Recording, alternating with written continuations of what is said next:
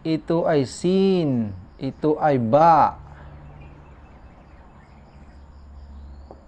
Ito ay ha. Ay, hindi masyadong maganda yung pagkakasulat ko kasi hindi ako nasanay sa ganyan. Nasanay ako ganyan na ako magsulat eh. Kasi ginaya ko kasi yung nasa Quran eh. Kasi ipapakita ko yan. Ha, alif, sin, mim, ra, ba, kaf, alif, lam alif, ain. Itong sin, ito yung bawel, itong ba, itong ba, ito may ganyan, tapos ito yung bawel, may ganyan. Tapos itong ha, ito yung bawel.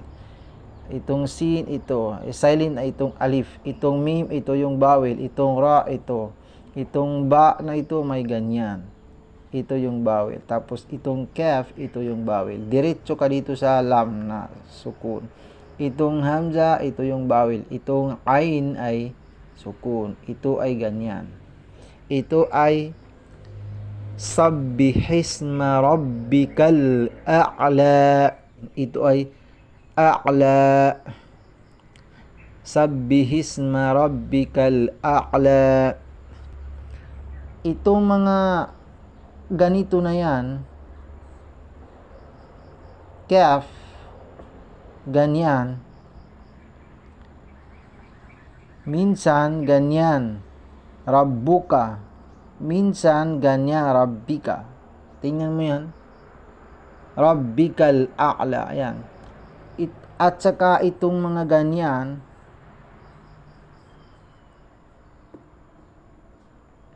minsan rabbikum, sukunya rabbikum, minsan rabbakum, minsan rabbukum. Yan ay lagi mo makikita sa bawat page ng Quran na kulay red pa rin kapag nakita mo sila. Ganun din ito. Yan. Lam. Yan.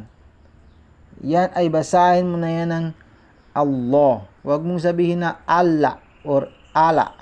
Ul Allah. Hindi ganun ha. Kailangan Allah. Minsan ganyan ang bawel niya na makita mo. Minsan ganyan. Minsan ganyan din. Depende sa kasama niya dito at kasama niya dito. At yan ay lagi mo niya makita na kulay red. Ganun din ito.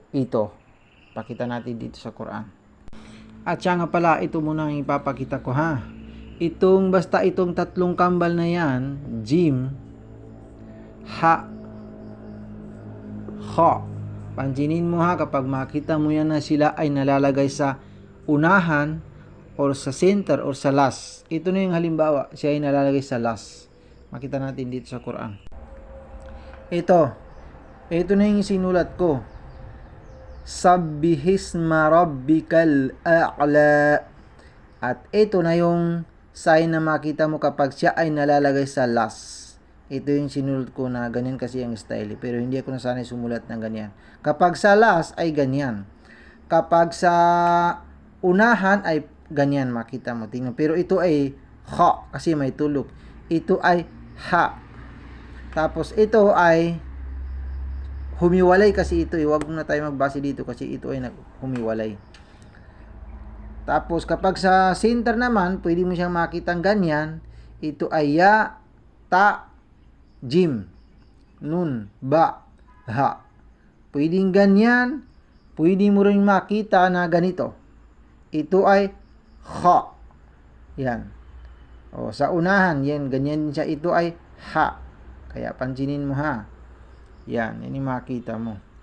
Tapos, itong ganito naman ay nagkadugtong siya ng lam at saka jim. Pero dito muna tayo. Ito ay sin, ba. At tapos na pala ito kanina, binasa ko na.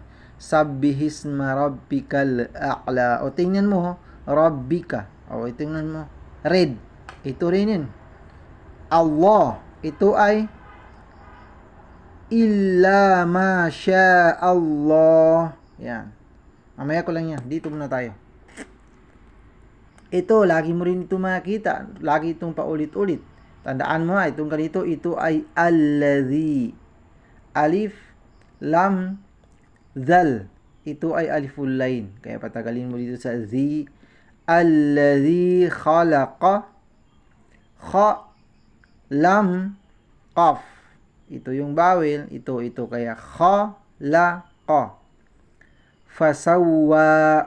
Fa, sin, wow, may aliful line diyan. Kaya gagamitin natin yung mga vowel sa last kasi meron tayo makikitang aliful line sa last niya. Alladhi khalaqa fasawwa.